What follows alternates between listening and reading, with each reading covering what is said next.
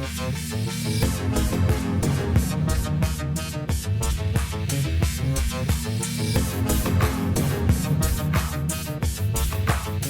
Sciforror Film Podcast.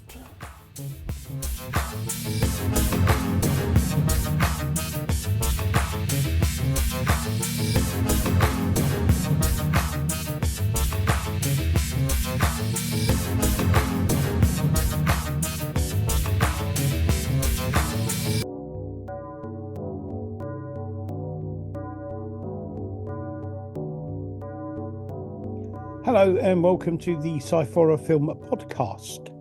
I'm Andy Walker and I'm joined as always by my son Scott. Hello, Scott. Hello. How are you? Yeah, not too bad. Having moments.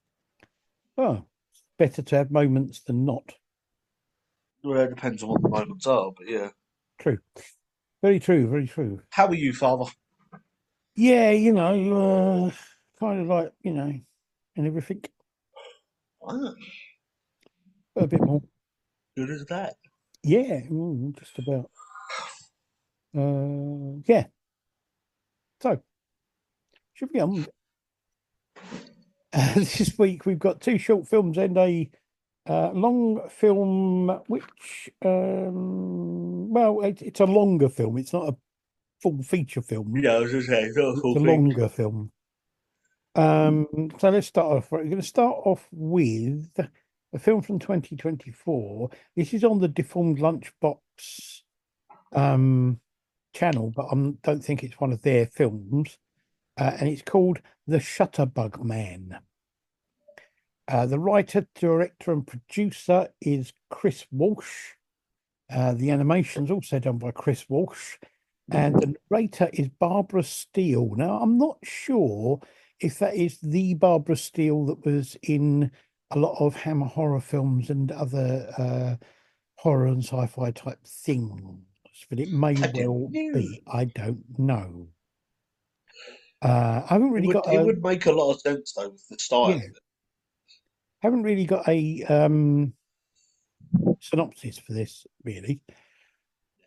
Now this is not. It's not Deformed Lunchbox's usual sort of thing. It's a kind of a bit different for them. It's a bit more creepy and serious rather than having their sort of sense of humor. And it's an animated thing. Yeah. The animation I thought was really good. Yeah, the animation turned the sort of artwork style to amazing. Yeah, it's incredibly. It's a very dark film, and it's a bit unsettling, really.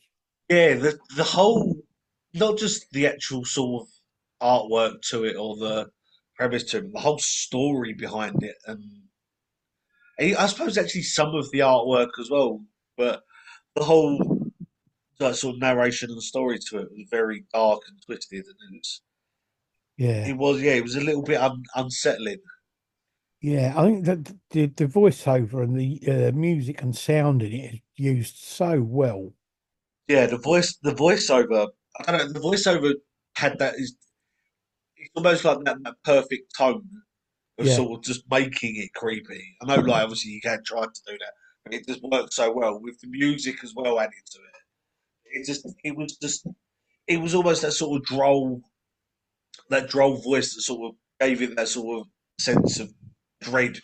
Yeah, absolutely. And I was really impressed with it because it just it's not very long, but it's really it works incredibly well. I really like this. I thought it was really good. Yeah, I say the artwork to it I thought was very very unique as well. It's not like we've seen a lot of animation stuff, like either doing it for this or in other things, and the artwork and animation style for this is probably one of the. It's very unique for a lot of stuff I've watched. It's a lot darker, but it's very, very, very well done. I don't know, but I got the feeling there were a couple of different styles of animation put together, but they really worked well the way that they were done. They really complemented each other really well. It's a Yeah, really it does. good I think film. but it's not like it was trying to sort of outdo each other. The Mm, animation style, it flowed very well, and it was. I think that the whole it was almost like the animation style because it wasn't very free flowing. no, So like, it was, but it was done in such a way that it was almost like like it was a storybook or someone reading a story or something to you. you To see, you picture them sections in it. I'd quite like to see somebody take that character and that backstory and make a full sort of proper live action feature film of it Oh because I yeah, think it would work really well. yeah. It's definitely one. I say it's a unique style for that sort of stuff because it's the if you look at a lot of horror films and stuff like that, they're typical slashers or psychos or Yeah, yeah, like you see people like the zombie films and stuff like that. But to have this sort of I suppose killer yeah, to it is very is again another twisty one. And it's very dark way of doing yeah, absolutely. Okay, so the second film is called, it's also from 2024, and this is called At the End of the Hall. This is on Slithery D Films. it. I think it's a great name. The writer and director Yep. is Eric Alban Branston, and the cast is Sam Sage, Sophie Vitello, Christian Horominski, and Noah Roach. And I had to have to mention it, that the score is done by Stalk the Owls, which is just such a great name. Yeah, I've got to admit, we do seem to have a fine thing at the moment of finding people that have got. It's not even people. I suppose it's certain companies that when they use these music companies or music people to do have such bizarre names. The film seems to stand out for me a lot more. Yeah. Now, again, I haven't really got a synopsis for this as such. Um, I love the title sequence in this. I thought the Yes, title sequence was absolutely brilliant. It's so well done. yeah, Um, and I liked the fact that it had this kind of old, sort of grainy look to the film. yeah. I was going to say the sort of the filming. So I suppose it can't be classed as cinematography, but the sort of filter that's used over the top of it to have that sort of that old sort of worn out filmed sort of like Yeah. it's been watched over and over and over again. That sort of feel to it, and I think it really worked with it.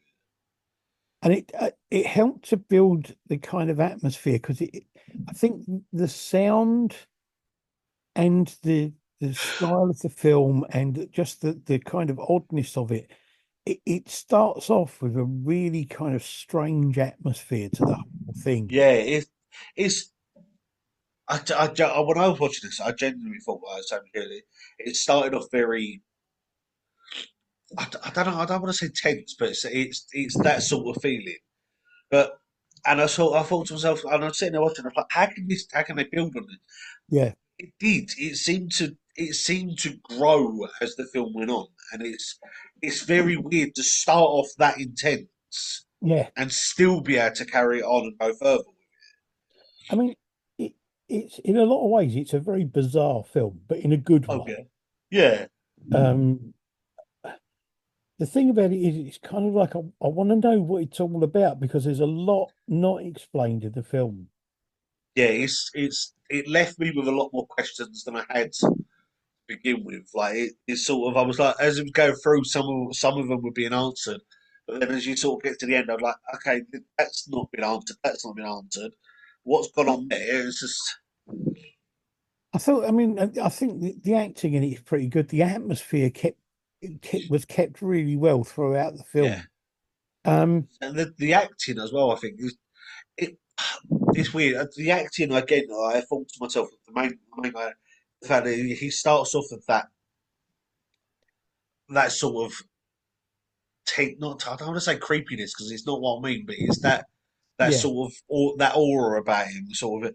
And I was like, how can this is he's gonna have to keep this up the whole way through instead of. But again, it's certain bits it seemed to grow on and make it sort of more overwhelming, and it's just yeah. it was so well done. And I genuinely tried finding a fault in this film. It's like because I do But quite regularly, the but I only couldn't in this. really for me. The only thing I had a slight problem with, and it because it's not explained in the film, I don't want to necessarily pick this, but it's if the female character in this is a vampire, which she appears to be, but Yeah, it's never said that she is. yeah, The only problem I have with her is with her being out in the daylight, in the kitchen during the day. yeah. I can sort of see But that. it, it doesn't say that she is a vampire, so Yeah, no, she that's. might I not suppose be. that's. I So suppose that's a way of getting around it. Is it never actually said. And I suppose if you, it's one of the things is the fact that a lot of folklore, and I suppose a lot of it is down to the fact that automatically assume that vampires can't be in danger. What yeah, every other film does. But there are times where certain ones have been. But again, it's never actually said she's a vampire. So yeah, it's sort of a good way to get around it. But yeah. I do No, sort of see no, what you mean. It's one of them moments. She does seem like she's got all the traits of it, but yeah. that one, and it's just sort of it's one of them things. So I That's mean, one of the reasons it sort of left me with a couple more questions. on the whole, I really thought it was a really good film. I thought it worked really well, and it's a really good film. Yes, I genuinely liked it. I'd say Yeah, yeah, I would quite happily watch this if it was a feature or at least a longer film, I suppose. But I would love to see what else these can do and what other stuff they can yeah. make on what they do. Great.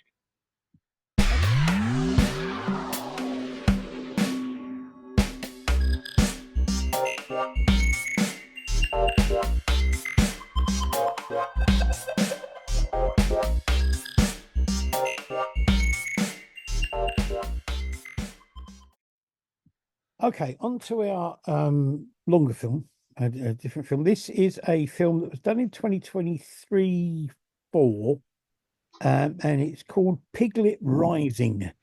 This is Yeah. from our friends on in Strange Films, and in association with Spook House Media Works.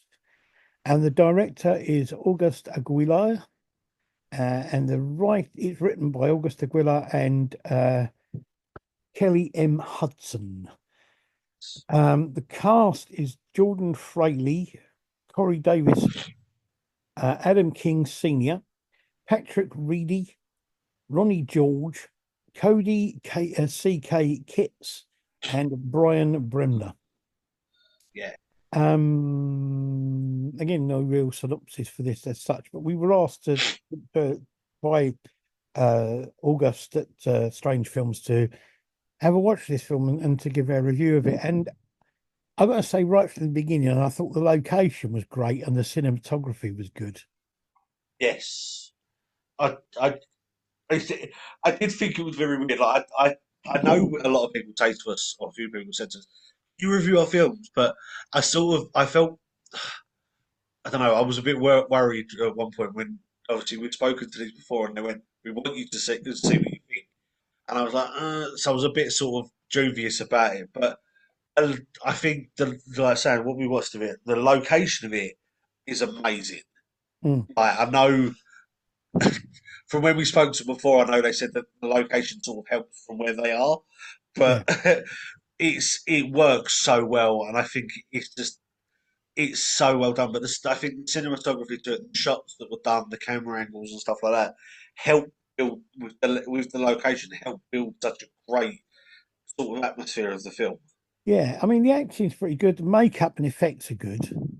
I thought they were really well done, Yes, and it's an interesting story idea, yeah, it's and I think it's one that could be and maybe should be expanded into a kind of full length feature yeah. rather I was, than a short. there's one thing I was thinking about. Is just the fact that I thought to myself after watching it, it's it's not a unique idea, but then I thought to myself, it is really because the whole, I suppose the whole, I don't want to say hillbilly, but that sort of the whole family living in the woods sort of thing has been Yeah, done so many times, and the odd, the one odd one's been done so many times, but to have that much of a, I suppose, deformity is a unique one for me to watch. And I think, Yeah. but again, I think it's really well done, and it's done in their particular way of doing it, telling a story. Is they've pulled it off. I mean, it does kind of give, Texas Chainsaw Massacre vibes Yeah, in a way, in a lot of ways. But yeah, no, it has got their own kind of unique stamp on it as well.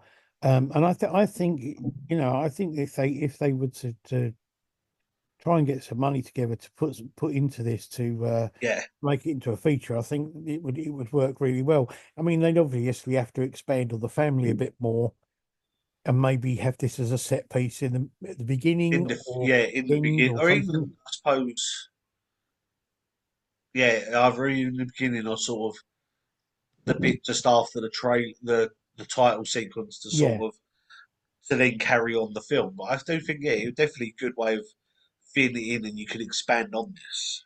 yeah, definitely. No, I think it would work really well, and I think maybe they should.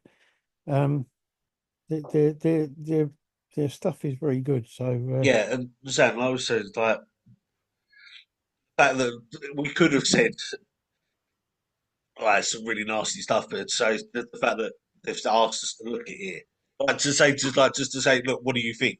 yeah, But the yeah, fact that I was a bit dubious, like we said, but I love their stuff, and I think they're amazing at what they do. And like we said, it's not. Like I said, it's not a unique idea, but their twist and their take on yeah, they do, like, from their other films I've seen and the ones we've watched on that. I think they such great storytellers. yeah. No, I Like, no agree. matter Yeah, what it's they work. been, they seem to get that story across, even if it's not a full story. You know what's gone on and what's going to happen, or Yeah, what's happening and what needs to be told, yeah, yeah. without sort of going into too much depth about it. And I think it's really well done. Definitely, definitely. Right. Okay. So that's our three films. We started off with the Shutterbug Man, which we liked, and At the End of the Hall, which we again liked, and Piglet Rising. I will put links up to all of them. Piglet Rising, at the moment there is only a trailer or Yes, a teaser trailer for it on YouTube, which I will put up for but that. I'm sure if you keep an eye on the Strange Films site or whatever, you'd be able to see it when they release it, Yeah, look put it up out to everyone, because it's such a great film and worth a watch. look at Strange Films YouTube channel because they've got some behind the scenes things on there as well. So that'd be cool. Next episode, we will be doing again two shorts, and again we will be doing a film that we have been asked to check out, Yes, which is not available at the moment, but it will be doing the round at festivals, I believe, soon. yes. So yes, anybody who hasn't seen it already, please check out the interview I did with Reese Thompson and Craig Munro, who are part of the production team for new slasher movie called R.I.P. Man, which is in pre-production and stuff. Um, and have a look at that because you can get your name involved in it if you want to by going on their Indiegogo page and checking out the things that are available on there.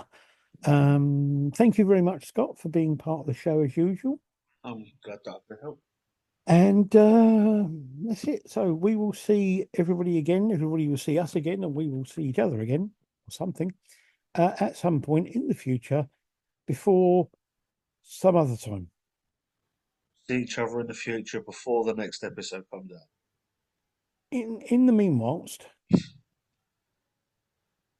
have a good whatever, and we'll see you again soon.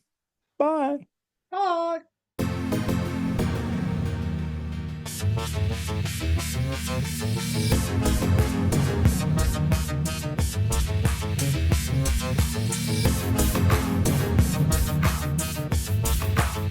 The Sciforror Film Podcast.